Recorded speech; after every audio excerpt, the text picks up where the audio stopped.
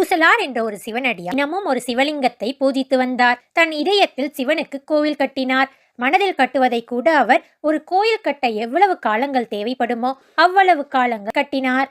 இதே நேரத்தில் காஞ்சிபுரத்தில் ராஜசிம்மன் மன்னன் ஒரு மிகப்பெரிய கோவிலை கட்டி வந்தார். வரும் ஒரே நாளில் கும்பாபிஷேகத்திற்கு நாள் குறித்தனர். சிவபெருமான் மன்னனின் கனவில் வந்து, என்னுடைய பக்தன் ஒருவர் இதே நாளில் கும்பாபிஷேகத்திற்கு ஏற்பாடு செய்துள்ளார், நீ வேறொரு நாளில் நடத்துமாறு கேட்டுக்கொண்டார்.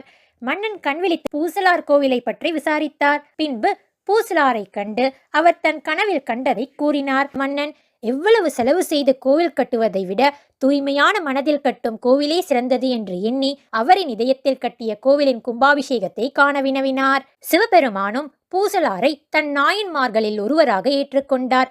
மன்னனும் அதே இடத்தில் கோவிலை அவருக்காக கட்டி கொடுத்தார். இந்த கோவிலானது திருநின்றவூர் என்னும் இடத்தில்தான் இருக்கிறது.